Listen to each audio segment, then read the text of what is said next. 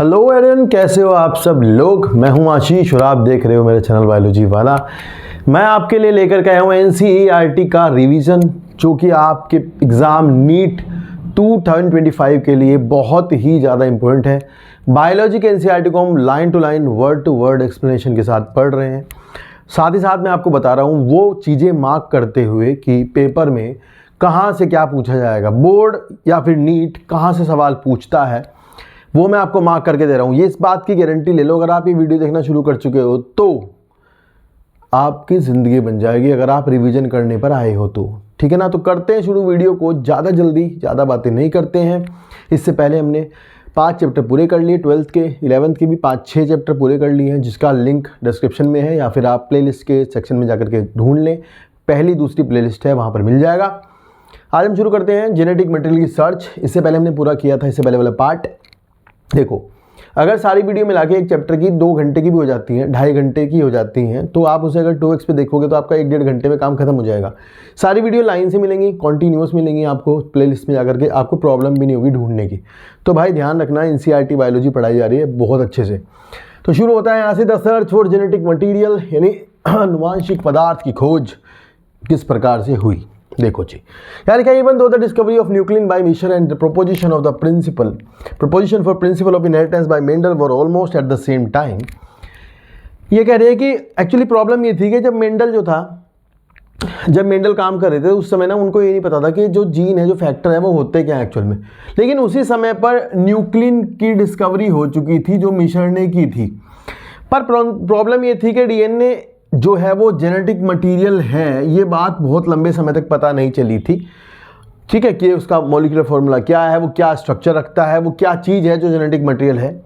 Previous discovery by Gregor John Mendel, Walter Sutton, Thomas Hunt Morgan and numerous other scientist had narrowed the cells of chromosomes located in the nucleus. यानी कि ये तो पता चल चुका था कि न्यूक्लियस के अंदर है कुछ, but the question of what molecule was actually the genetic material had not been answered। तो मतलब ये नहीं पता लगा था कि एक्चुअल में जेनेटिक मटेरियल क्या है, उसके बारे में पता नहीं था। फिर यहाँ पर देखो ट्रांसफॉर्मिंग प्रिंसिपल शुरू हो जाता है। अब आप एक बात ध्यान से सुनो कि एक्चुअल में जो ग्रिफिथ थे, यहाँ से आपको एक मिलेगा, मतलब स्टार्टअप मिलेगा कि भाई डीएनए जो है वो ढूंढा जा रहा है। और ये भी मेरे ख्याल से डीएनए नहीं ढूंढ रहे थे, ये भी कुछ कर रहे थे काम अपना। तो इनके प्रिंसिपल के अकॉर्डिंग फिर बाद में लोगों ने काम किया और फाइंड किया कि भाई डीएनए ही जेनेटिक मटेरियल है। ठीक है, तो फ्रेडरिक ग्रिफिथ ने क्या किया था, किस ईयर में किया था, यहाँ से ये क्वेश्चन बनेंगे जो मैं मार्क कर रहा हूँ। देखो, सबसे पहला सवाल है कि जो फ्रेडरिक ग्रिफिथ थे वो 1928 में काम कर रहे थे। दूसरा, फ्रेडरिक ग्रिफिथ का पूरा नाम फ्रेडरिक ग्रिफिथ है, ये याद रखना है। इन अ सीरीज ऑफ एक्सपेरिमेंट, दूसरा सवाल है कि ये किस पे काम कर रहे थे।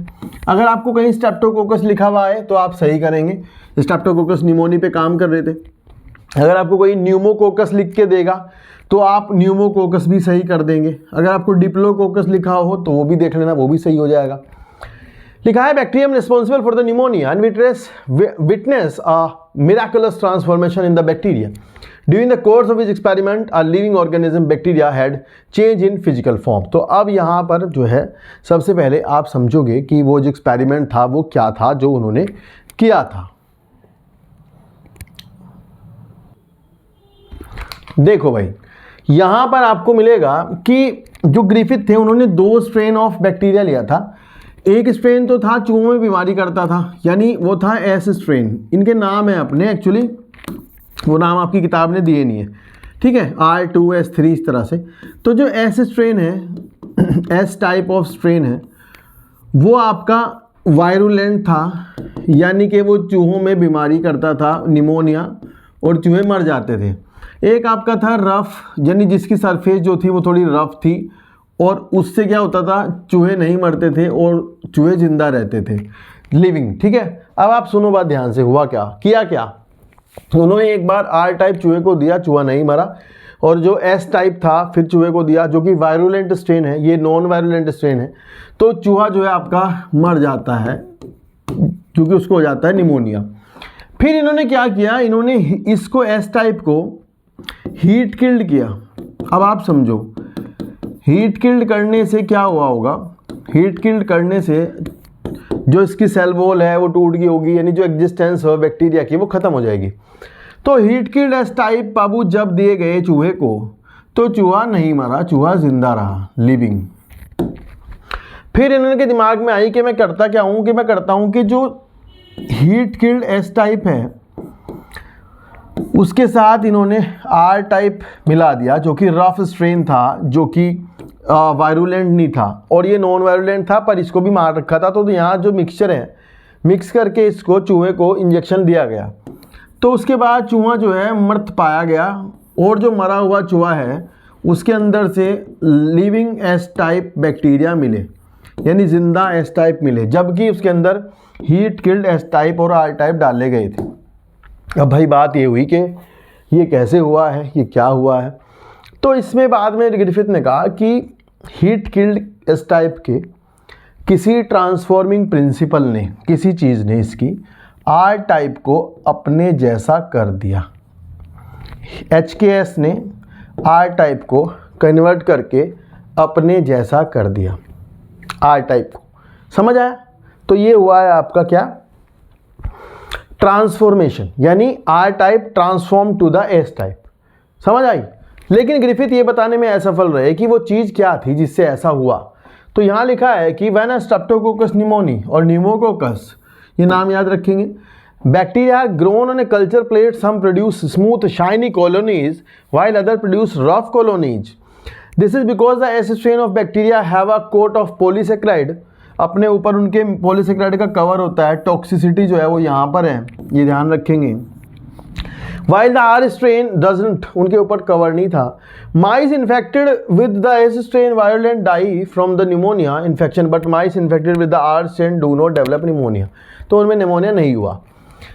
Griffith was able to kill the bacteria by heating them. उसने S टाइप को किल कर दिया।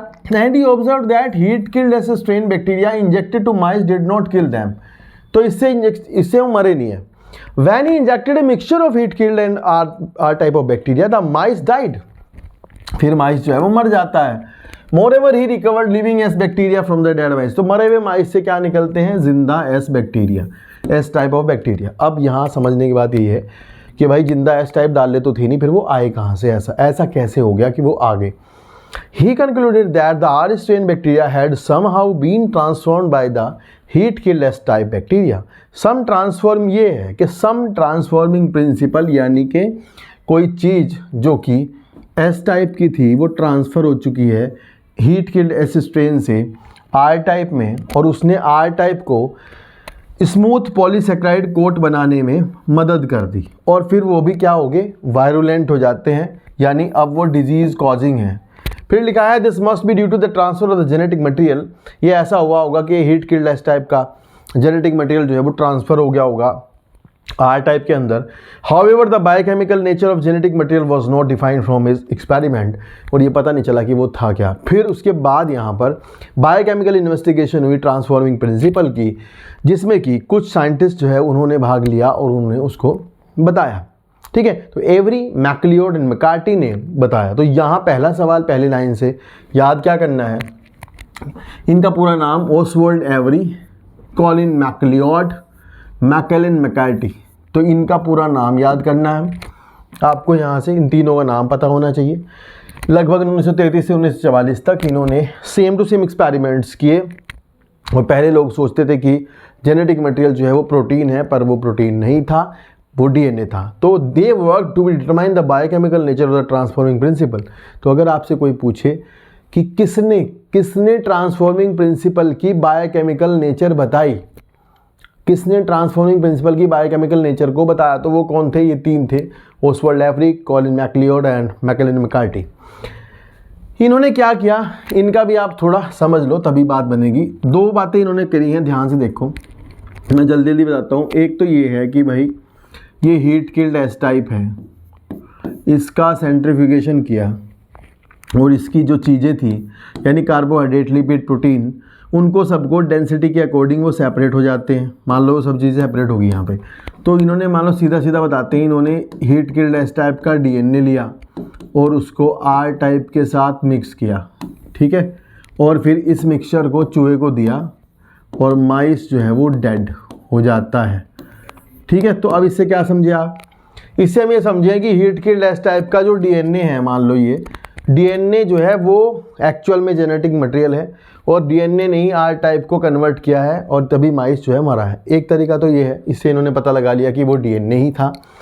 दूसरा तरीका ये है कि इन्होंने बताया कि अगर हम ऐसा करें कि मान लो ये हीट किल्ड एस टाइप है, इसके अंदर एक एंजाइम डाल देते हैं यहाँ पर, और वो एंजाइम, मैं सीधा सीधा बता रहा हूँ, वो एंजाइम है डीएनएज, यानी डीएनए को ख़त्म करने वाला एंजाइम है। ठीक है, तो उस एंजाइम से यहाँ क्या हुआ होगा, डीएनए ख़त्म हो गया होगा हीट किल्ड एस टाइप का। ठीक है, ऐसे ही मान लो प्रोटीएज डालो, आरएनएज डालो तो आरएनए खत्म हो जाएगा, प्रोटीन खत्म हो जाएंगी।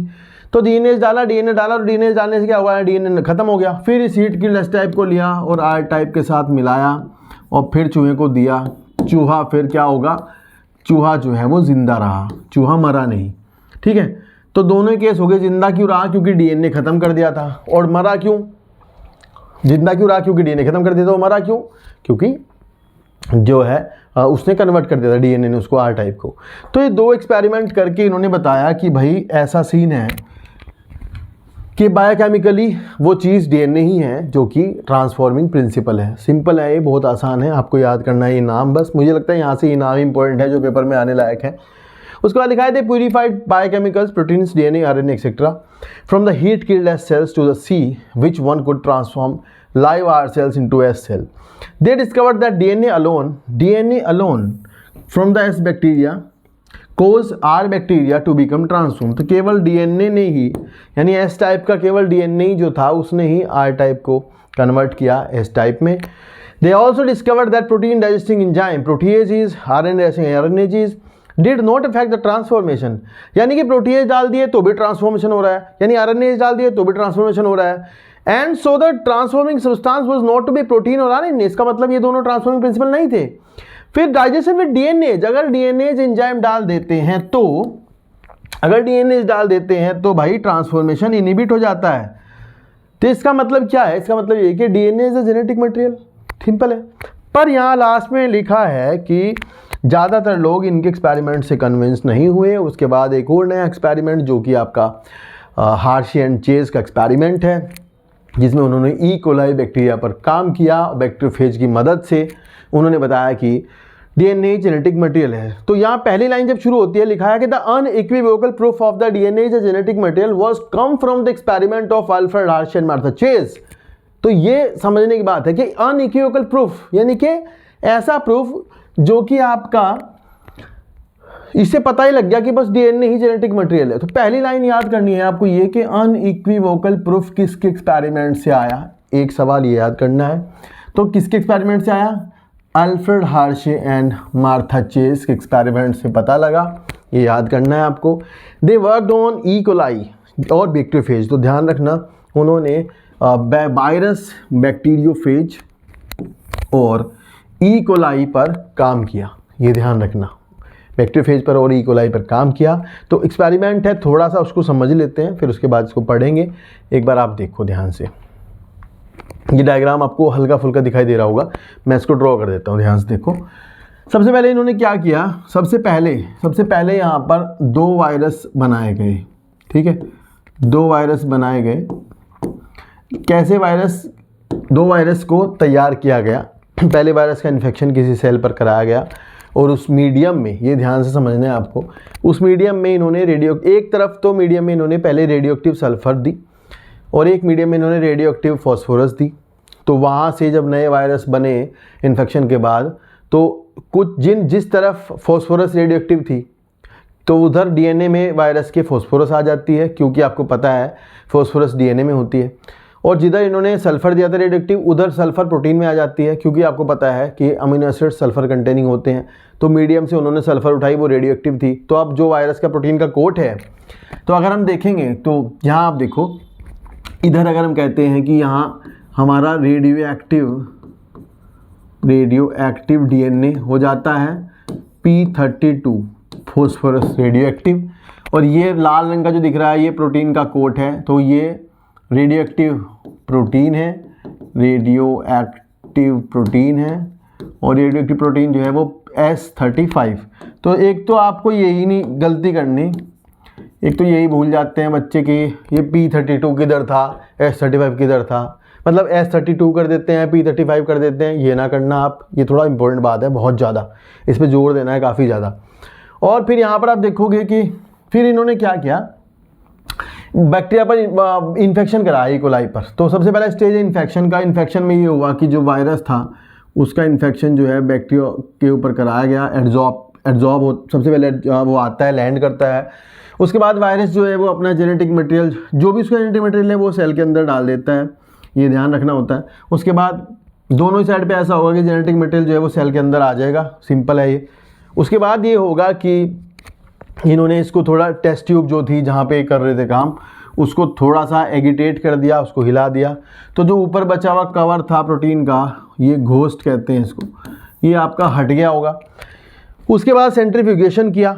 सेंट्रीफ्यूगेशन करने के बाद अगर देखा टेस्ट ट्यूब में, अब आप देखो जिधर हमने पहले मतलब इन्फेक्शन किया, फिर यहाँ पर ब्लेंडिंग करी किताब के हिसाब से, फिर सेंट्रीफ्यूगेशन किया, और सेंट्रीफ्यूगेशन करने के बाद इन्होंने देखा कि अब बैक्टीरिया तो भारी थे, तो बैक्टीरिया कहाँ जाएंगे, नीचे जाएंगे, और जो प्रोटीन के कोट है वो कहाँ रह जाएंगे, वो ऊपर रह जाएंगे, हल्के हैं। तो ऐसे इधर भी होगा, बैक्टीरिया नीचे रह जाएंगे और प्रोटीन के कोट कहाँ हो जाएंगे, ऊपर आ जाएंगे, हल्के होंगे। तो फिर भाई पता क्या हुआ, इन्होंने जिधर हमने रेडियो एक्टिव फॉस्फोरस वाला वायरस लिया था, जिधर हमने वो वायरस लिया था जिधर रेडियो एक्टिव फॉस्फोरस है, उधर रेडियो एक्टिविटी टेस्ट ट्यूब के बॉटम से आ रही थी, यहाँ से, ठीक है, यहाँ से, और यहाँ नीचे है कौन, बैक्टीरिया, ये पता लग गया सबको। और जिधर इन्होंने प्रोटीन का कोट लिया था उधर रेडियो एक्टिविटी आ रही थी ऊपर से, तो यहाँ भी सबको पता है कि यहाँ क्या है, वायरस का कवर है, यानी वायरस प्रोटीन है। तो बैक्टीरिया के अंदर कौन घुसा, इससे पता लगता है बैक्टीरिया में किसकी एंट्री हुई। तो बैक्टीरिया में एंट्री हुई जेनेटिक मटेरियल की, और वो क्या है, क्योंकि प्रोटीन तो रहेगी ऊपर ही और डीएनए कहाँ है, नीचे। तो इसका मतलब वायरस में जो एंट्री हुई है वो किसकी हुई है, डीएनए की। तो यहाँ इस एक्सपेरिमेंट के बाद ये हेंस प्रूव्ड हो जाता है कि DNA is the genetic material, DNA ही जो है वो जेनेटिक मटेरियल है, ये बिल्कुल प्रूव हो जाता है। ठीक है बाबू, तो अब आप देखो यहाँ पर क्या लिखा है, इसमें से कुछ चीज़ें याद करनी है, वही S35 P32 याद करना है, यही एक बात है जो बच्चे भूल जाते हैं, बाकी तो कोई चक्कर नहीं है, नीट में ऐसा कुछ नहीं आएगा। लिखा है the bacteriophage attach to the bacteria and its genetic material then enter the bacterial cell treats the viral genetic material as if it was its own and subsequently manufacture more virus particle, बार बार फिर बहुत सारे virus बनाए। Hershey and Chase worked to discover whether it was protein, क्या ये protein है और डीएनए है from the virus that enter the bacteria. उन्हें पता करना था कि वो प्रोटीन घुसती है अंदर या फिर डीएनए घुसता है, जो सेल में घुसेगा वही जेनेटिक मटेरियल होगा। And they grew some virus on a medium that contain radioactive phosphorus, मतलब एक तरफ ऐसे वायरस उगाए, ग्रो करे गए जिस पर रेडियो एक्टिव फॉस्फोरस थी, दूसरे उधर लिए गए जहाँ रेडियो एक्टिव सल्फर थी। तो प्रोटीन में सल्फर होता है, आपको पता है, मिथियोनिन, सिस्टीन जो है वो सल्फर कंटेनिंग एमिनो एसिड है। And virus grow in the presence of a radioactive phosphorus containing the radioactive DNA but not the radioactive protein because the DNA contain the phosphorus and but protein does not। तो ये ध्यान रखना, protein में sulphur होती है, यहाँ पर DNA में फॉस्फोरस होती है। इसी तरह से वायरस जो दूसरी तरफ उगाए गए उनमें रेडियोएक्टिव सल्फर हुआ, वो जो कि प्रोटीन का हिस्सा होता है। फिर लिखा है radioactive phages were allowed to attach to E coli. तो यहाँ पे याद करना है आपको पेपर में कि हार्शी चेज के एक्सपेरिमेंट में कौन सा बैक्टीरिया लिया गया था। तो आपको ध्यान रखना है कि हार्शी चेज के एक्सपेरिमेंट में ई कोलाई बैक्टीरिया को लिया गया था, ये है थोड़ा ध्यान रखने की बात। Then as the infection proceeded, the viral coats were removed from the bacteria by agitating them in a blender and the virus particle were separated। Virus के जो कवर थे वो गिर जाते हैं from the bacteria by spinning them in A centrifuge, उसे फिर centrifuge में घुमा दिया। डेंसिटी के अकॉर्डिंग बैक्टीरिया नीचे जाएंगे, बैठ जाएंगे, वहाँ पर रेडियोएक्टिविटी उधर आएगी जिधर फॉस्फोरस होगा रेडियोएक्टिव, और ऊपर जिधर आएगी उधर होगी प्रोटीन। ठीक है, bacteria which was infected with virus that had radioactive DNA were radioactive, indicating that DNA was the material. DNA was the material that passes from the virus to the bacteria। DNA ही वो material है जो पास होता है। तो खैर इसके experiment के बाद ये पता लग गया कि DNA ही जेनेटिक मटेरियल है और जबकि प्रोटीन्स नहीं होती। ठीक है, तो ये है। तो यहाँ जो सवाल मैंने मार्क किया बस वही सवाल आने लायक हैं, बाकी टेंशन ना लेना, एक्सपेरिमेंट समझ लिया, वहाँ लिखना तो होता नहीं है। नेक्स्ट है आपका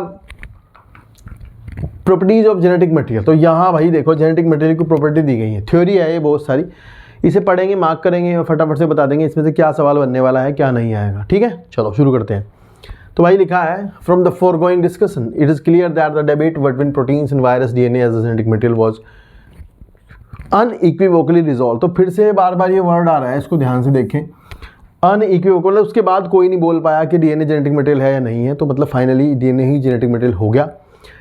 एंड हार्सी जैसे एक्सपेरिमेंट के बाद it became an established fact that it is DNA that act as a genetic material. However, it subsequently became clear that in some viruses, तो यहाँ से आपको याद करनी है लाइन बहुत अच्छे से, ये याद करना है आपको कि क्यूबी बैक्टीरियोफेज जो है उसका जीनोम जो है वो आरएनए है। आपको याद होना चाहिए कि टोबैको मोज़ेक वायरस जो है उसका जीनोम सिंगल स्टैंडर्ड आरएनए है। ये दो वायरस के नाम दिए हैं, दोनों ही वायरस आरएनए जीनोम रखते हैं। तो ये कह रहे हैं कि वायरसेस, कुछ वायरसेस का जीनोम जो है वो आरएनए होता है, बाकी हर जगह ज़्यादातर डीएनए ही जेनेटिक मटेरियल है। Answer to some of the question such as why DNA is a predominant genetic material whereas RNA perform dynamic function. कह रहे आरएनए ज़्यादा काम करता है।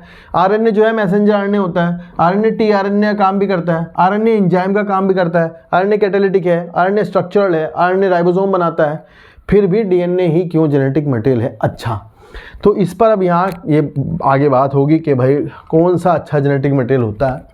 तो यहाँ 4 प्रॉपर्टी दी हैं, ये 4 प्रॉपर्टी दी हैं, इन चारों प्रॉपर्टी में आप ध्यान रखोगे कि अच्छा जेनेटिक मटेरियल कौन सा होता है। तो देखो भाई सुनो, अगर कोई जेनेटिक मटेरियल है तो वो अपनी कॉपी, पहला पॉइंट याद रखना है आपको, ये चारों याद करने हैं। आपको ऑप्शन में मिलेगा ये लिखे हुए, आपको बताएंगे कि इनमें से क्या एक जेनेटिक मटेरियल की प्रॉपर्टी नहीं है। ऐसा सवाल आएगा, इनमें से क्या एक जेनेटिक मटेरियल की प्रॉपर्टी नहीं है। तो ध्यान रखना है कि it should be able to generate its replica, वो अपनी कॉपी कर सकता हो, एक बात। दूसरी, वो स्टेबल हो, दूसरी बात है। पहला पॉइंट है रेप्लिकेशन, दूसरा पॉइंट है स्टेबिलिटी और स्टेबल रहे। तीसरा है it should provide the scope for the slow changes, यानी उसमें हल्के धीरे धीरे चेंजेस होते हों और स्लो चेंजेस होते हों जिससे कि इवोल्यूशन होगा। अब प्रॉब्लम देखो से है, आरएनए में तो ना पता कैसे म्यूटेशन होते हैं। आरएनए सिंगल स्टैंडर्ड होता है ज़्यादातर, तो सिंगल स्टैंडर्ड होने की वजह से उसमें पता क्या होता है, फटाफट बहुत सारे उसमें क्या होते हैं, म्यूटेशंस होते हैं। लेकिन डीएनए इज स्ट्रक्चरली स्टेबल, उसमें म्यूटेशन होते हैं तो वो बहुत ही स्लो होते हैं, ठीक है ना। उसमें रिपेयरिंग का मेथड भी है, वो रिपेयर भी कर लेता है, चेंज होता है, तो वो ज़्यादा अच्छा है इस मुकाबले में ना आरएनए के। लिखा है it should be able to express itself in the form of Mendelian character, यानी कि जो आरएनए है वो अपने आप को मेंडेलियन कैरेक्टर की फॉर्म में एक्सप्रेस करता हो, यानी जो जीनोम है वो, तो एक्सप्रेशन तो जो है वो डीएनए भी देता है और आरएनए भी देता है, तो ये तो एक अलग बात है। अब यहाँ पर इन चीज़ों का आगे वो मिलेगा कि भाई प्रोटीन जो है वो पहला ही क्राइटेरिया फुलफिल नहीं करती, तो इसलिए प्रोटीन तो बिल्कुल नहीं हो सकती जेनेटिक मटेरियल, है ना। क्या लिखा है कि one examine each requirement one by one because the rule of the base pairing in complementarity both the nucleic acid DNA and RNA have the ability to direct their replication, यानी DNA भी copy कर सकता है और RNA भी copy कर सकता है, तो ये तो हो गए भाई कॉपी करने वाले। लिखा है the other molecule in the living system such as proteins fails to fulfil first criteria, तो प्रोटीन जो है पहला क्राइटेरिया फुलफिल नहीं करती, इसलिए प्रोटीन जेनेटिक मटेरियल नहीं है। फिर लिखा है the genetic material should be stable enough, genetic material कैसा होना चाहिए, स्टेबल होना चाहिए। Should be stable enough not to change with the different stages of life cycle, बार बार नहीं बदलना चाहिए। एज और with change in the physiology of the organism. Stability is one of the property of the genetic material was very evident in Griffith experiment. आपने देखा भी होगा कि ग्रिफिथ के एक्सपेरिमेंट में हमने हीट के एस टाइप को गर्म कर दिया, उसके बाद भी गर्म करने के बाद ही डीएनए जो है वो आर टाइप के अंदर घुस जाता है और वहाँ जाके उसको एस टाइप बना देता है। यानी कितना स्टेबल होगा डीएनए, कितना ज़्यादा स्टेबल होगा डीएनए कि वो गर्म करके भी खराब नहीं हो रहा है, तो वो बहुत बढ़िया है। जबकि आप प्रोटीन को गर्म कर दो एकदम खराब हो जाएगी कन्फर्मेशन, उसकी गर्म करते ही प्रोटीन कन्फर्मेशन गई।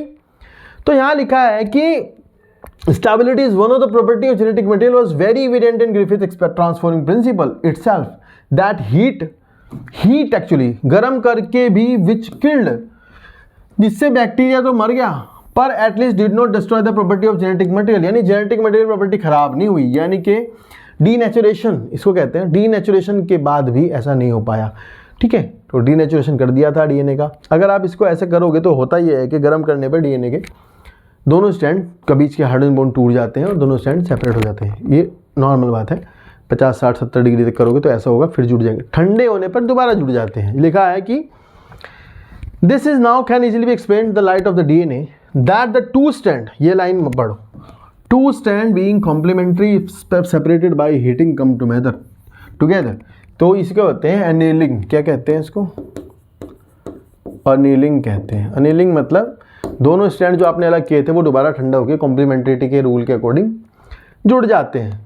When appropriate condition are provided, फिर लिखा है, आपको पता है ना आरएनए में शुगर कौन सी होती है, राइबोज। तो राइबोज शुगर में आपको पता है सेकंड प्राइम OH होता है, राइबोज में है सेकंड प्राइम OH, ठीक है। अब सेकंड प्राइम OH की वजह से पता क्या होता है, राइबोसोम वो सॉरी आरएनए जो होता है वो ज़्यादा रिएक्टिव होता है, वो जो हाइड्रोक्सिल ग्रुप है उसका रिएक्टिव होता है, उसकी वजह से लेस स्टेबिलिटी शो करता है, उसी की वजह से ही वो एंजाइम की तरह भी काम करता है, कैटालिटिक पावर शो करता है। तो लिखा है the 2' OH group present at every nucleotide in RNA is a reactive group and make RNA labile. इसकी वजह से आरएनए कैसा हो जाता है, कम stable and easily degraded. RNA is also now known be catalytic, RNA enzyme भी है, राइबोजाइम से आपको पता होंगे, हैंस रिएक्टिव और रिएक्टिव होता है। Therefore DNA chemically is less reactive and structurally more stable, ठीक है, then when compare to RNA. Therefore among the 2 nucleic acid the DNA is better genetic material in terms of stability. Stability के terms में DNA एक बेहतरीन genetic material है as compare to the RNA. Simple है, ये बात आपको समझ भी आई होगी। इसके बाद इन्होंने लिखा है कि in fact the presence of thymine at the place of uracil also confirms additional stability to DNA. तो थायमीन में एक्चुअली मिथाइल ग्रुप होता है, वो मिथाइल ग्रुप एक एडिशनल स्टेबिलिटी देता है डीएनए को। तो ये वाली बात आप ध्यान रखना, हायर क्लासेस में आएगी, इसमें हाइड्रोफोबिसिटी का एक कॉन्सेप्ट है, उसको ध्यान रखना, कभी बता देगा कोई। बाकी क्या है डिटेल डिस्कशन पे बाद में होगा, इन्होंने लिखा है। फिर यहाँ लिखा है कि both the DNA and RNA are able to mutate, मैंने भी बताया था दोनों म्यूटेट कर सकते हैं। In fact RNA being unstable mutate faster, RNA unstable है तो इसलिए म्यूटेशन भी तेजी से करता है। And consequently viruses having RNA genome and having shorter life span mutate and evolve faster. Viruses जो है जिनमें आरएनए जीनोम होता है, आपको तो पता भी होगा ना, कोविड के कितने स्ट्रेन्स फटाफट नए स्ट्रेन्स आ रहे थे ना। तो वो नए स्ट्रेन्स क्यों आ रहे थे कोविड के, क्योंकि आरएनए था जेनेटिक मटेरियल, उनमें बार बार म्यूटेशन होता है, तो इसलिए उसके स्ट्रेन्स नए बनते हैं, ये वाली बात है। तो लिखा है कि virus having RNA genome having shorter life span and mutate and evolve faster, ये स्टेटमेंट है, नीट में लिखा हुआ आएगा, आपको सही करना है इसको। फिर लिखा है RNA can directly code for the synthesis of protein. देखो आपको पता क्या बात है, ये आपको पता है, आगे पढ़ोगे भी, आपने पढ़ रखा होगा कि डीएनए से पहले आरएनए बनेगा, एमआरएनए बनेगा, फिर वो फर्दर जाएगा, ट्रांसलेशन होगा, प्रोटीन बनेगी। लेकिन आरएनए अगर होगा तो डायरेक्ट क्या कर देगा, अगर आप आरएनए है तो डायरेक्ट आप क्या कर दो, ट्रांसलेशन कर दो उसका, और डायरेक्ट ट्रांसलेशन कर दोगे उसका तो डायरेक्ट क्या बनेगी, प्रोटीन्स बन जाएंगी। तो लिखा है कि RNA can directly code for the proteins, hence can easily express the characters and DNA however is depend on the RNA. पहले डीएनए आरएनए बनाएगा, फिर प्रोटीन बनेगी। And the protein synthesising machinery, यानी कि राइबोसोम्स भी किसके बने हैं, आरएनए के बने हैं, आरएनए के, प्रोटीन्स के। The above discussion indicate that both RNA and DNA can function as a genetic material, पर सेव करने के लिए, इंफॉर्मेशन को स्टोरेज के लिए DNA is a better genetic material and for the processing और transfer to the next generation, और transfer करने के लिए, प्रोटीन बनाने के लिए RNA is a better genetic material. तो यहाँ लिखा है but DNA being more stable is preferred for storage. तो स्टोरेज के लिए कौन बढ़िया है भाई, डीएनए, और ट्रांसमिशन के लिए आरएनए, क्योंकि डीएनए को प्रोटीन बनाने के लिए फिर भी आरएनए पर ही निर्भर रहना होता है। समझ आए मेरी बात को, समझ आई? चलो वेरी गुड, नेक्स्ट देखते हैं। तो बोरियत हो रही होगी, कोई बात नहीं, झेल लो, आपके लिए बहुत इंपॉर्टेंट है। अगर आप बोर हो रहे होंगे तो भैया आपका सिलेक्शन नहीं होगा, समझ रहे हो? अगर आप ये वीडियो देख रहे हो और बोर हो रहे हो तो आप गए बस, क्योंकि आपको जोक नहीं सुना सकता मैं। It's not a time to make a joke, okay.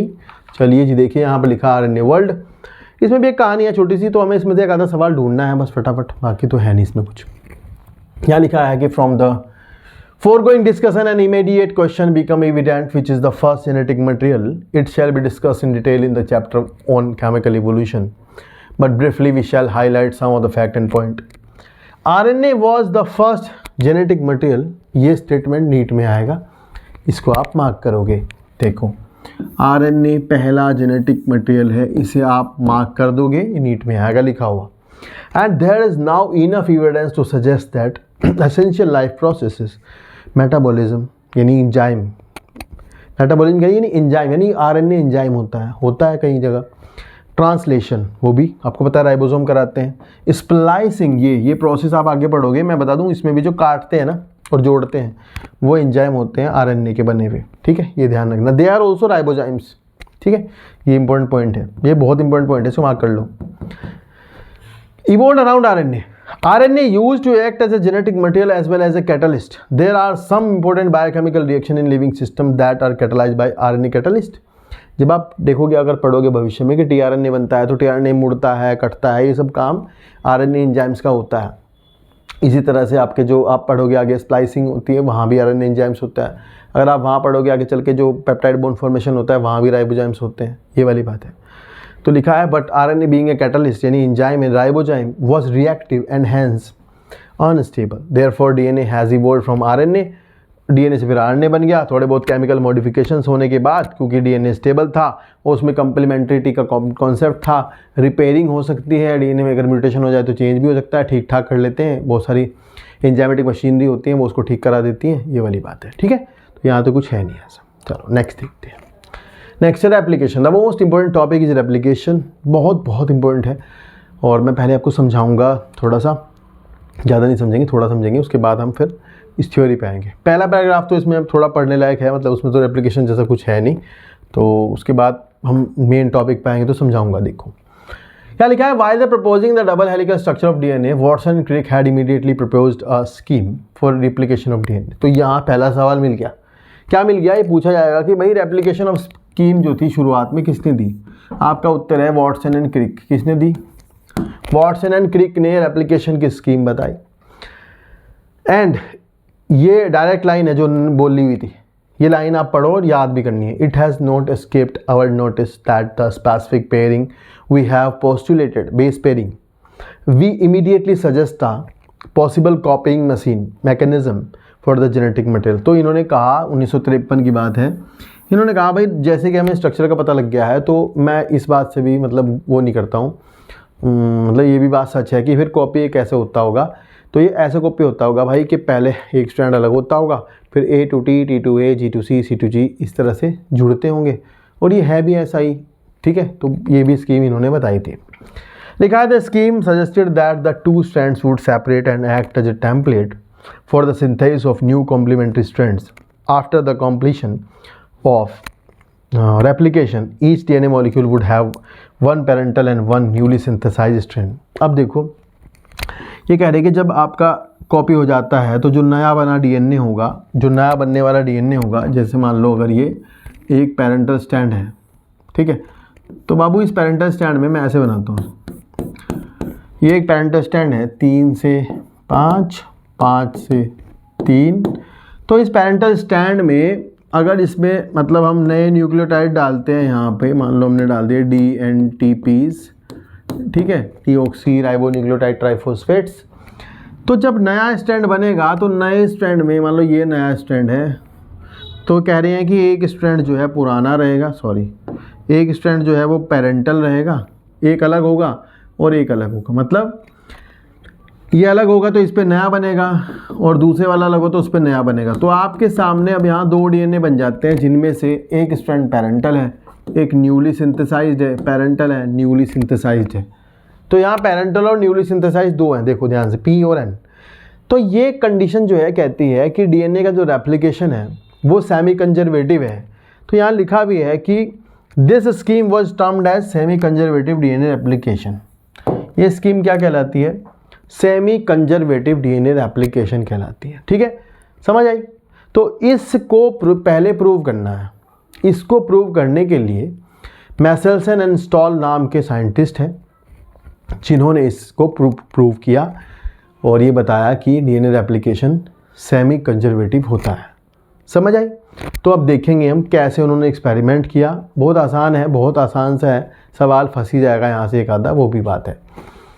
लिखा है the experimental proof for this that DNA replication is semi conservative, it was shown first in, यहाँ से पहला सवाल आपको मिलेगा, मार्क कर लो कि किस पे किया काम? ई कोलाई पे काम किया, एक क्वेश्चन, ठीक है। बाद में किस पे काम किया? प्लांट्स पे काम हुआ, दूसरी बात, और ह्यूमन सेल्स पे काम हुआ, तीसरी बात। ये ध्यान रखना बातें कि इम्पोर्टेंट है। किसने किया पहले? Matthew Meselson and Franklin Stahl. ये 2 नाम भाई, दोनों नाम को अच्छे से याद रखेंगे, ये दोनों नाम अच्छे से याद रखेंगे, ठीक है। ये मैथ्यू मसेल्सन एंड फ्रैंकलिन स्टॉल 1958, ठीक है। ये अब यहाँ पे कुछ चीज़ें हैं जो आपको समझनी है। सबसे पहले तो बात ये है, सबसे पहले हमें ऐसे बैक्टीरिया बनाने हैं जिनमें जेनेटिक मटेरियल जो डीएनए है उसमें जो नाइट्रोजन है वो नाइट्रोजन का हैवी आइसोटोप N15 हो। हैवी, ये वर्ड ध्यान सुने, हैवी।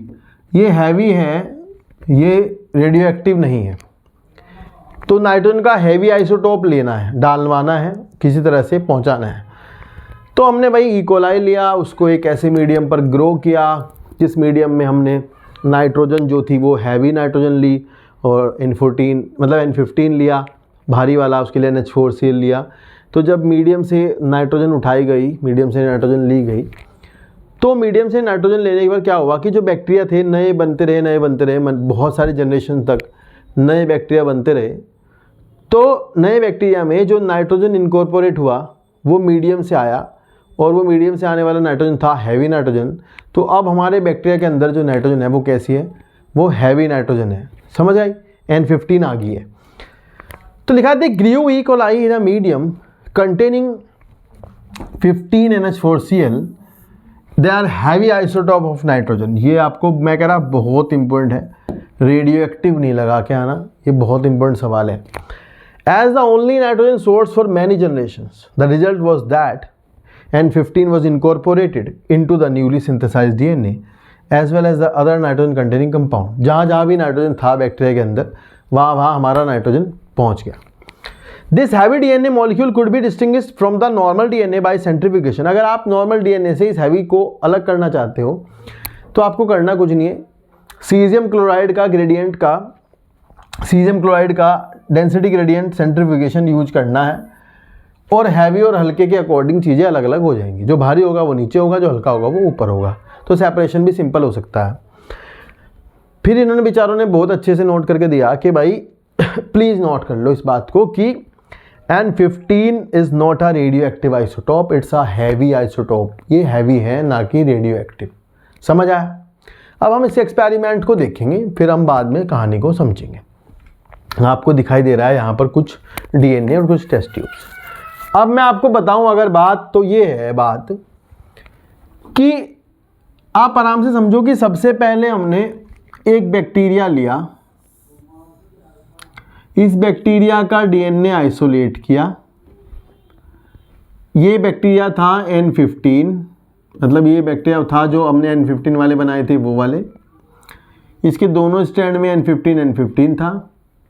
इसका DNA आइसोलेट किया, आइसोलेटेड DNA को लेके गए, सेंट्रीफ्यूगेशन किया सीजियम क्लोराइड के डेंसिटी ग्रेडियंट सेंट्रीफ्यूगेशन में।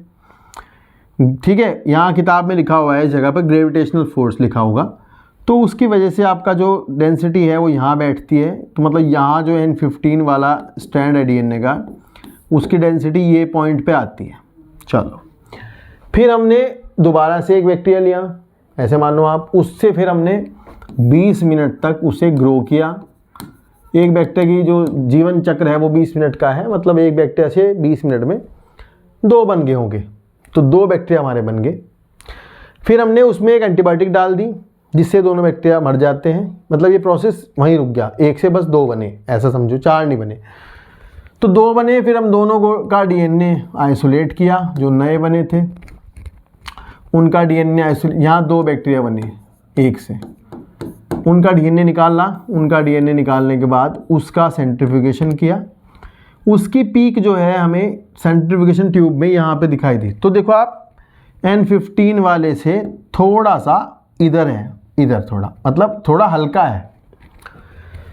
इसका मतलब है कि जो नए न्यूक्लियोटाइड अब डले हैं यहाँ पर, वो हल्के डले हैं। तो यहाँ पर आपने अब जो न्यूक्लियोटाइड डाले हैं रेप्लिकेशन के टाइम, मतलब जो मीडियम में प्रोवाइड करे हैं, ठीक है, या तो ऐसे समझ लो, या फिर जो मीडियम में नाइट्रोजन प्रोवाइड करी है आपने, ऐसे समझो आप। अब हमने मीडियम में जो नाइट्रोजन प्रोवाइड करी है वो करी है हमने N14, ठीक है, यानी हल्का आइसोटोप, ठीक है, नॉर्मल आइसोटोप। तो अब ऐसा हुआ होगा, यहाँ पर ऐसा माना गया है कि हल्का था नया नाइट्रोजन, तो मीडियम में से नया नाइट्रोजन हल्का आया होगा, और नए न्यूक्लियोटाइड जब बने होंगे तो उन्होंने नाइट्रोजन मीडियम से लिया होगा, वो हल्का होगा, तो इसलिए इसकी डेंसिटी थोड़ी सी इधर आई, यानी पहले वाले से। फिर दोबारा तीसरी बार एक्सपेरिमेंट शुरू से शुरू होता है, और शुरू क्या होता है कि एक बैक्टीरिया है, एक बैक्टीरिया से 2 बैक्टीरिया बने होंगे, 20 मिनट के बाद हमने 40 मिनट इसको चलाया, अभी 40 मिनट चला होगा, उसके बाद यहाँ DNA यहाँ आपके 4 बैक्टीरिया हो गए होंगे, फिर उसको रोक दिया होगा, उसके बाद चारों बैक्टीरिया का जो है वो आपने आइसोलेट किया DNA, और आइसोलेशन के बाद उसका सेंट्रीफ्यूगेशन किया, ठीक है। यहाँ भी हमने नाइट्रोजन जो है वो हल्के वाला ही प्रोवाइड किया है, और फिर हमने देखा कि अब की बार ट्यूब में 2 पीक आती हैं, 2 पीक आई अब की बार ट्यूब में, एक तो नॉर्मल उसी जगह पे जहाँ यहाँ पे आई थी पहले वाले में, और एक आई उससे थोड़ा ऊपर, यहाँ पर हल्की, थोड़ा हल्का होगा तो उससे ऊपर आया। तो इसका मतलब क्या है, क्या मतलब निकलता है? इसका मतलब निकलता है कि पेरेंटल स्ट्रैंड अभी भी पेरेंटल स्ट्रैंड कहीं इस टेस्ट ट्यूब में मौजूद है, अभी भी टेस्ट ट्यूब के अंदर पेरेंटल स्ट्रैंड अंदर मौजूद होगा, तो इसलिए वो थोड़ा हैवी है, तो एक और 2 पीक हमें यहाँ दिखाई दे रही है, ठीक है, समझ आई। अगर ये एक्सपेरिमेंट 40 मिनट के बजाय 60 मिनट चले तो भी हमें यहाँ 2 पीक दिखाई देंगी, हल्के वाले की और भारी की। 60 के बाद अगर और चलेगा तो भी 2 ही पीक आए, मतलब यहाँ DNA की अमाउंट बढ़ती चली जाएगी, वो अलग बात है, आप देख सकते हो।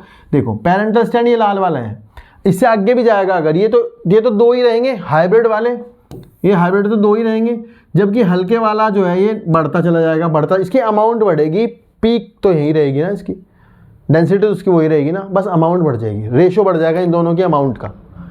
तो यहाँ अगर आप देखोगे तो आपकी किताब ने लिखा है यहाँ पर, सॉरी अभी यहाँ पे लिखा है, ये रहा, यहाँ लिखा है if E coli was allowed to grow for 80 minute. अगर आप इसे 80 मिनट छोड़ दोगे तो आपके पास 1 से 2, 2 से 4, 4 से 8 और 8 से 16, 3, 4, 5, 6, 7, 8, 9, 10, 11, 12, 13, 14, 15, 16 बैक्टीरिया बन जाएंगे, नहीं बन जाएंगे? 1 से 2, एक generation 20 minute, 40 minute, 60 minute, 80 minute के बाद 16 बैक्टीरिया। इन 16 में से हाइब्रिड कितने होंगे? 2। इन 16 में 2 हाइब्रिड होंगे, और 14 कैसे होंगे?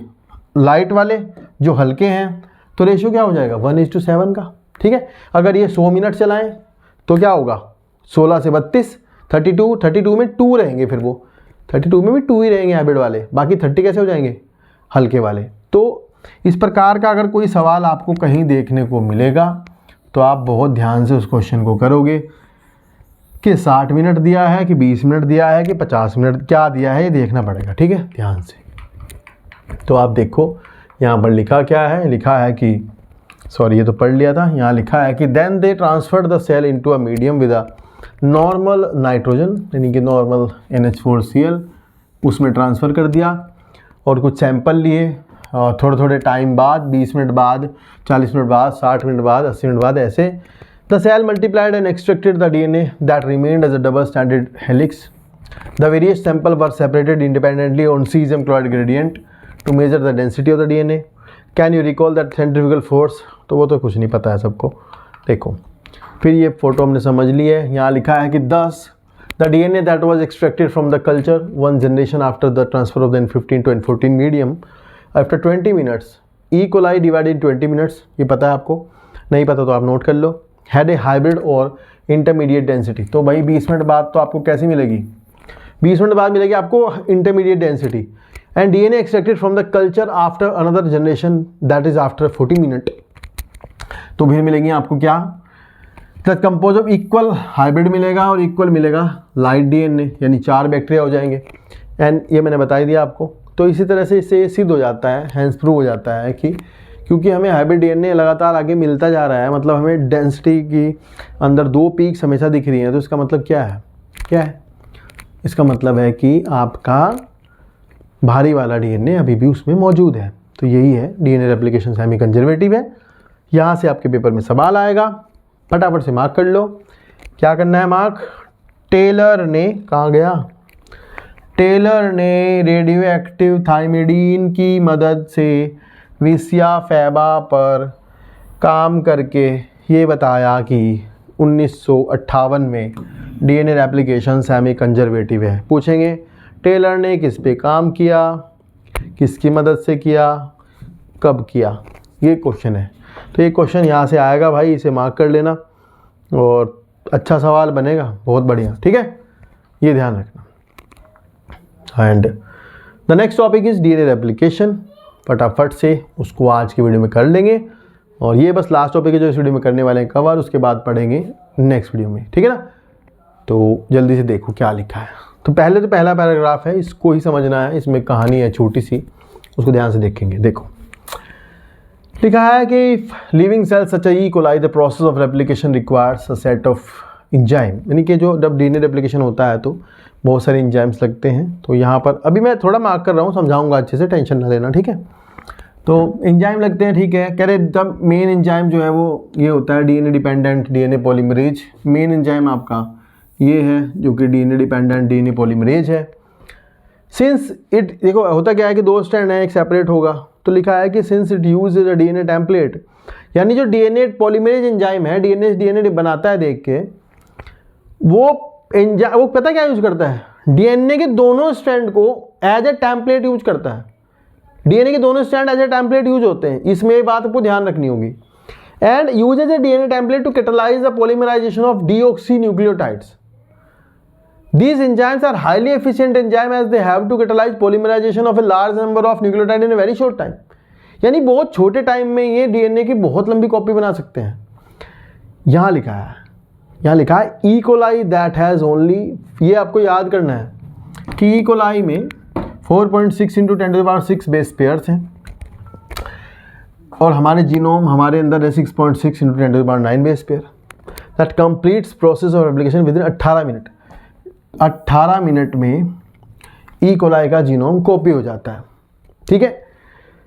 That major means the average rate of polymerisation has to be approximately 2000 base pair per second. अब यहाँ लिखा है कि जो रेट है वो 2000 बेस पेयर पर सेकेंड, यानी एंजाइम जो है वो 2000 की फिडिलिटी से काम करता है, 2000 बेस पेयर पर सेकेंड बनाता है। तो फिर यहाँ पर एक सवाल है थोड़ा सा, इसके हिसाब से इसे बनने में इतने मिनट नहीं लगते अगर आप इस रेट से करोगे। तो इसके पीछे एक छोटा सा कंसेप्ट है, उसको समझ लो। एक्चुअल में ये मान लो बैक्टीरिया का डीएनए है। अब बैक्टीरिया के डीएनए में बाबू पता क्या बात है, बैक्टीरिया के डीएनए में या किसी के भी डीएनए में जहाँ से रेप्लिकेशन शुरू होता है ना, वो ना एक जगह होती है डीएनए में, and there is a place in DNA, there is a sequence in DNA from where the DNA replication starts. तो वहाँ एक साइंटिफिकली अगर आप आगे पढ़ोगे तो वहाँ 13 9 इस तरह के सीक्वेंसेस होते हैं, ये एक अलग बात है बहुत आगे की। तो वहाँ कुछ सीक्वेंस ऑफ डीएनए होते हैं, 80 रिच रीजन्स होते हैं, 80 इस तरह के। तो उन जगहों से डीएनए रेप्लिकेशन शुरू होता है और उस जगह को कहते हैं ओरिजिन ऑफ रेप्लिकेशन। क्या कहते हैं? ओरिजिन ऑफ रेप्लिकेशन कहते हैं। ये है उस जगह को कहते हैं ओरिजिन ऑफ रेप्लिकेशन। अब बैक्टीरिया में वो एक ही जगह होती है, जबकि यूकैरियोटिक जो है वो मल्टी रेप्लिकोनिक होते हैं। यूकैरियोट्स में रेप्लिकेशन कई जगह शुरू होता है, यहाँ भी, क्योंकि वो बहुत लंबा डीएनए है। जबकि सर्कुलर डीएनए होता है, डबल स्ट्रैंडेड सर्कुलर डीएनए है बैक्टीरिया का, तो उसमें पता क्या है, एक ही पॉइंट है जिसे हम ओरिजिनल रेप्लिकेशन कहते हैं, वहाँ से एक पॉइंट से रेप्लिकेशन शुरू होता है। उसमें खास बात ये है, अगर आप उस रेट को लगाओ, किताब में जो रेट है, आपकी किताब में वैसे रेट गलत लिखा हुआ है, मैं बताऊं, कई जगह और अलग अलग रेट से 1000 न्यूक्लियोटाइड पर बेस पेयर पर सेकंड है, इस तरह है। तो यहाँ 2000 दिया है, कोई बात नहीं। तो ये बाई डायरेक्शनल होता है एक्चुअली। यहाँ ओपन कॉम्प्लेक्स बन गया तो इधर को भी चलेगा और इधर भी चलेगा। रेप्लिकेशन जो है वो दोनों साइड चलेगा। आप ये समझो, इधर भी, यहाँ भी 5 से 3 इस स्टैंड पे चलेगा। और पहली बात तो दोनों स्टैंड डीएनए के टेम्पलेट होते हैं, दोनों पे ही काम चलता है, मतलब दोनों स्टैंड टेम्पलेट होते हैं, दोनों पे ही रेप्लिकेशन होता है। और उसमें भी बाई डायरेक्शनल है, मतलब यहाँ आके रेप्लिकेशन फॉक मिल जाएगी, यहाँ पे आके फटाफट यहाँ पे, तो ये यूँ जल्दी पूरा कर लेंगे।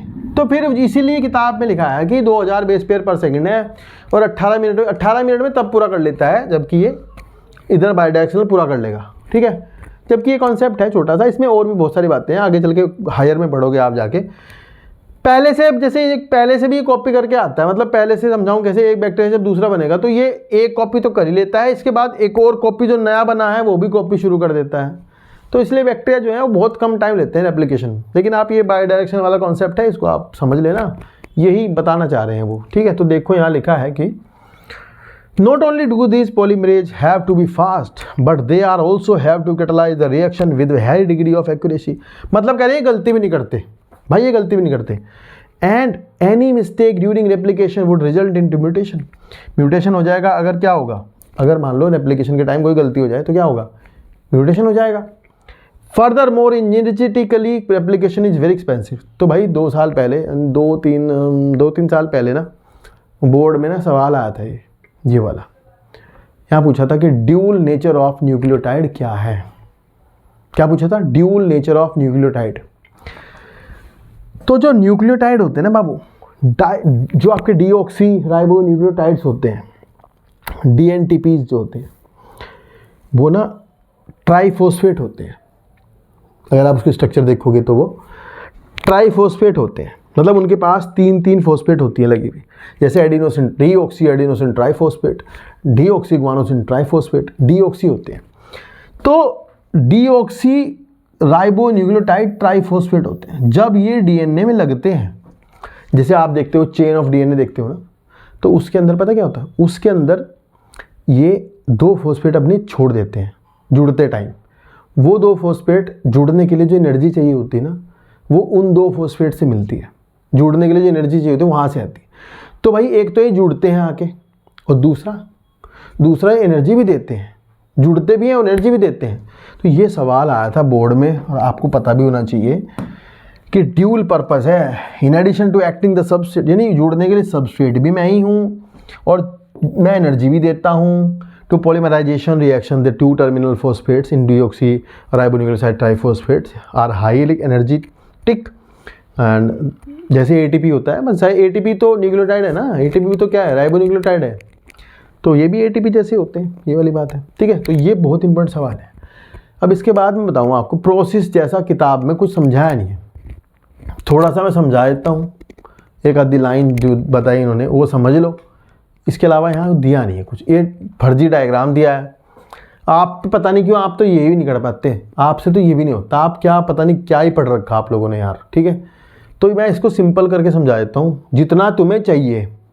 बकवास करने को तो इसमें बहुत है यार, बहुत सारी बकवास कर दूंगा, दुनिया भर के फैक्टर इतना दुनिया भर का मसला बता दूंगा, पॉलीमरेज 1, 2, 3 का काम, इसका काम, इसका काम, रिपेयरिंग, ये वो, ये सब कतई नहीं जानना, आसान पढ़ना है, ठीक है। आप 12वीं कक्षा के बच्चे हो, आप वैज्ञानिक नहीं हो, और वैज्ञानिक बनना चाहते हो तो MBBS में बन जाना। तो वैज्ञानिक 12वीं में नहीं बनना है, 12वीं में किताब में लिखा है उसे समझना है और जा कर के परीक्षा देनी है। अगर ये समझ नहीं आता तो फेल होगे, और फेल होना चाहते हो तो नोट्स पढ़ लो, फलाना पढ़ लो, ढिमका पढ़ लो, मॉड्यूल पढ़ लो, ये कर लो, वो कर लो, वो नहीं पढ़ने के जो है, वो बिल्कुल नहीं पढ़ने के तुम, जो आएगा ये तुमने कसम खा रखी है, माँ कसम। तो थोड़ा ये 2 लाइन जो बनी है ना, इसे ही समझ लो, इससे आया था सवाल, इससे आया था नीट में क्वेश्चन, समझ रहे हो। देखो क्या आया था, पहले तो आप प्रोसेस समझो। ये जो वाई जहाँ बनी थी अभी दिखाया था ना आपको, ये जैसे मान लो आपको ये दिखाया था ना अभी मैंने, ये कि बाई डायरेक्शनल होता है, तो यहाँ पे ऐसे ये जो बना है ये रेप्लिकेशन फोक है, ठीक है।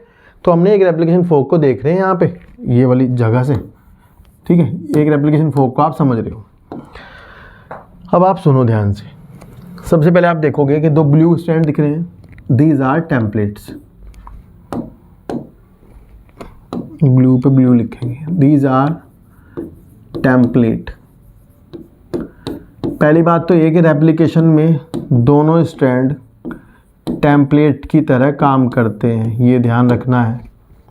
दूसरी बात क्या, ये 3 to 5 पोलैरिटी का स्ट्रैंड है, ये भी ये इधर से 3 to 5 पोलैरिटी का स्ट्रैंड है। The template which is of 3 to 5 polarity having a continuous strand synthesis, यहाँ पर देखोगे आप। और जो टेम्पलेट 5 से 3 वाला है उस पर आप देख रहे हो टुकड़ों में बने हुए हैं। तो एक्चुअल में बनने का इसका प्रोसेस है एक, लेकिन आप तो छोटे बच्चे हो, आप अभी के लिए इतना समझेंगे। अगर ये एंजाइम है, इसका नाम है मान लो बैक्टीरिया में DNA पॉलीमरेज 3, तो और रेप्लिकेशन फोक की डायरेक्शन है ये, यहाँ पर लगा हुआ है एक महान आदमी, उसका नाम है हेलिकेज, ठीक है। और ये आगे DNA है मान लो, यहाँ भी कोई लगा हुआ है, मैं बताता नहीं, टोपोआइसोमेरेज है, तुम्हें जानना ही नहीं है, तुम्हें आने का ही नहीं पेपर में, तो मतलब ही क्या बनता है फिर। इसका काम है सुपर कोइलिंग खोलना। चलो आगे सुपर कोइलिंग हो रही हुई, खोल देगा। ये हेलिकेज जो है ये हाइड्रोजन बॉन्ड को तोड़ देगा यहाँ पे आगे जाता हुआ। चलो ठीक है, फिर और बकवास कर देता हूँ थोड़ी सी। कुछ सिंगल स्टैंडर्ड बाइंडिंग प्रोटीन्स होती हैं, वो यहाँ पे आके जुड़ जाएंगी ताकि स्टैंड को सपोर्ट हो जाए। चलो कोई बात नहीं, ये भी नहीं किताब में आपकी। फिर यहाँ जो मुख्य है बात यह है कि जब DNA पॉलीमरेज काम करता है ना बाबू, तो वो दोनों स्टैंड पे करता है एक साथ। एक तो ये समझना आपको, यानी सॉरी एक सेकेंड ना, यानी वो यहाँ भी काम कर रहा है और यहाँ भी काम कर रहा है दोनों। और डायरेक्शन ये है, एंजाइम को काम करना है इधर, मतलब एक इधर जाना है, इधर जाना है, एक ही डायरेक्शन में जाना है, और काम दोनों स्टैंड पे करना है। समझ रहे हो। तो और एक और प्रॉब्लम है, प्रॉब्लम ये है कि नया स्टैंड बनेगा तो 5 से 3 ही बनेगा, नया बनेगा तो 5 से 3 बनेगा। Direction of newly synthesize stand is of 5 to 3 polarity. ये भाई ये दिमाग में डाल लेना, 5 से 3 में रहेगा नया जो बनेगा, ठीक है। तो भाई ये 5 से 3 पोलैरिटी वाला टेम्पलेट है, इस पे तो 5 से 3 इधर बैठेगा ना भाई, ऐसे ऐसे बैठेगा, जबकि एंजाइम जा रहा है इधर, ठीक है। तो ये एक स्टैंड को कॉन्टिन्यूस बनाता है और दूसरों को बनाता है टुकड़े में, क्योंकि इतना पूरा लंबा तो नहीं कर सकता। सही ऐसे सोचो आप, इमेजिन भी करो तो इधर सही बनाओगे। अगर इधर आप ऐसे बनाते हुए जा रहे हो लाइन, इधर भी ऐसे बनानी है, यूँ बनानी है, तो वो टुकड़ों में बनेगी। तो अभी के लिए आप इतना समझो, वैसे इसके पीछे एक प्रोसेस है। तो जो नीचे वाला स्टैंड है जिसपे ये टेम्पलेट है 5 से 3, उस वाले स्टैंड पे सिंथेसिस 5 से 3 ही होगी। तो वो पता क्या होगा, टुकड़ों में बनेगा। तो ये टुकड़े क्या कहलाते हैं, इन्हें कहते हैं ओकाजाकी फ्रेगमेंट्स। क्या कहते हैं, ओकाजाकी फ्रेगमेंट्स कहते हैं टुकड़ों को, ये क्या कहते हैं ओकाजाकी फ्रेगमेंट्स। और जब भी एक प्रॉब्लम बता देता हूँ, जब भी ये शुरू करेगा, इसकी प्रॉब्लम ये है कि DNA पॉलीमरेज की, कि इसको ना यहाँ पे शुरुआत में ना कुछ चाहिए, मतलब कुछ मीन्स यहाँ पे इसको चाहिए कि कोई थोड़ा सा बना दे, मतलब थोड़ी सी चेन कोई बना दे। ये खुद से काम नहीं कर पाता, इसको 3' OH चाहिए होता है टेक्निकली। 3' OH होगा तो ये आगे न्यूक्लियोटाइड जोड़ देगा। तो यहाँ शुरू में ना RNA प्राइमर लगता है एक, इसको RNA प्राइमर को RNA पॉलीमरेज एंजाइम बनाता है एक, ठीक है। तो वो इनमें हर बार RNA हर बार छोटा बनेगा, यहाँ बनेगा, यहाँ बनेगा। ये तो हर बार शुरू हो रहे ना, तो इसको हर बार RNA प्राइमर चाहिए यहाँ पे शुरू करने के लिए। यहाँ पे एक बार लगेगा फिर शुरू हो जाएगा। तो इस तरह से ये बनता रहता है। बाद में क्या होगा, ये जो गैप है, गैप रहेगा, गैप को सील करेगा लाइगेज एंजाइम। और फिर ये मैं बता दूं फालतू बात है वैसे, जो RNA है इसको हटाएगा DNA पॉलीमरेज फर्स्ट बैक्टीरिया में और रिमूव करेगा, इसकी जगह पे DNA बनाएगा और फिर ये स्टैंड कंप्लीट हो जाएगा। तो जो ये लगातार बन रहा है ये तो है लीडिंग स्ट्रैंड, और जो टुकड़ों में बन रहा है बाद में बनेगा उसे कहते हैं लैगिंग। तो नीट में ना इतना सिंपल आया था सवाल कि लैगिंग स्टैंड की सिंथेसिस किधर से किधर होती है, अवे द रेप्लिकेशन फोक और टूवर्ड्स। तो सिंपल था अवे, अरे अवे वाला ही तो लैग कर रहा है, बस ये पूछा था, ठीक है। तो मैं कह रहा इससे ज़्यादा अगर वहाँ कुछ आ गया ना तो जो कहोगे हार जाऊँगा मैं। पढ़ो एक बार, लिखा है कि in addition to DNA dependent polymerase many additional enzyme, यानी हेलिकेज, टोपोआइसोमरेज, ये सब एंजाइम्स और लगते हैं इसमें। For long DNA molecule since the 2 strand of the DNA can not be separated in his entire length due to very high energy requirement, the replication occur within a small opening, यानी एक छोटी जगह से शुरू होता है replication fork में। द DNA dependent DNA polymerase catalyse polymerisation only in one direction, ये डायरेक्शन पता होनी चाहिए, डायरेक्शन है 5 to 3 मार्क कर लो। This create some additional complexities to the process consequently one on one strand, यानी जो 3 to 5 वाला स्टैंड है उस पर बनेगा कॉन्टीन्यूअस लीडिंग स्ट्रैंड और दूसरे पे बनेगा discontinuous lagging strand, and the discontinuously synthesized fragments are later joined by the enzyme DNA ligase. Molecular gum इसे कहते हैं, इसे मार्क कर लो, ये उन्हें फाइल में जोड़ देगा बाद में। यहाँ लिखा है कि DNA polymerase can not initiate the process itself, तो मैंने बताया इसको चाहिए आरएनए प्राइमर, इसलिए खुद से शुरू नहीं कर सकता, ये मार्क कर लो। And also the replication does not initiate randomly at any place in DNA. Also the replication does not initiate randomly at any place in DNA, तो ऐसा नहीं कि कहीं से भी शुरू हो जाएगा, जहाँ से शुरू होगा उस जगह को कहते हैं ओरिजिन ऑफ रेप्लिकेशन। तो वो पता क्या होता है, एक्चुअली में कोई पूछे भाई ये क्या चीज़ है, तो ये डीएनए की सीक्वेंस है, ठीक है, ये ध्यान रखना, सीक्वेंस ऑफ डीएनए होता है ये लिखा है कि it is because of the requirement of the origin of replication. ये बायोटेक्नोलॉजी की बात चल गई, यहाँ पढ़ोगे आप बायोटेक में, पढ़ाऊँगा। बायोटेक में क्या होता है कि रेप्लिकेशन, मतलब बायोटेक में होता है कि आप देखोगे कि रेप्लिकेशन जो है वो हमें, मतलब एक टुकड़े को कॉपी करना होता है डीएनए के, तो उसको हमें कॉपी कराने के लिए बैक्टीरिया में डालना होता है, उसमें हमें चाहिए होता है ओरिजिन ऑफ रेप्लिकेशन, तो वो हम किसी और डीएनए से प्रोवाइड करते हैं, उसे वेक्टर कहते हैं, वो वहाँ समझ जाओगे आप। तो ये बायोटेक की बात लिखी हुई है, इसे वहीं पढ़ेंगे। फिर एक लाइन लिखी है, further note every detail of replication is understood well in eukaryotes the replication of DNA takes place in S phase. तो ये बहुत बढ़िया सवाल है, और लेकिन अंधो, अकल के अंधो इसे देख लेना, यूकैरियोट में लिखा है, बैक्टीरिया में नहीं लिखा, यूकैरियोट में लिखा है। यूकैरियोट में replication of DNA S phase में शुरू होता है, बैक्टीरिया में नहीं, बैक्टीरिया में नहीं चलती एस फेज, बैक्टीरिया में ये पता कहाँ चलता है, बताओ, बैक्टीरिया में ये बस सेल डिवाइड होने से पहले कॉपी हो जाता है बस।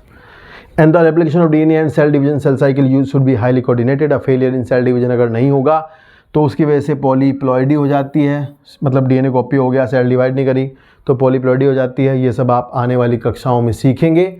तो हम आज की वीडियो में यहीं तक का रखेंगे।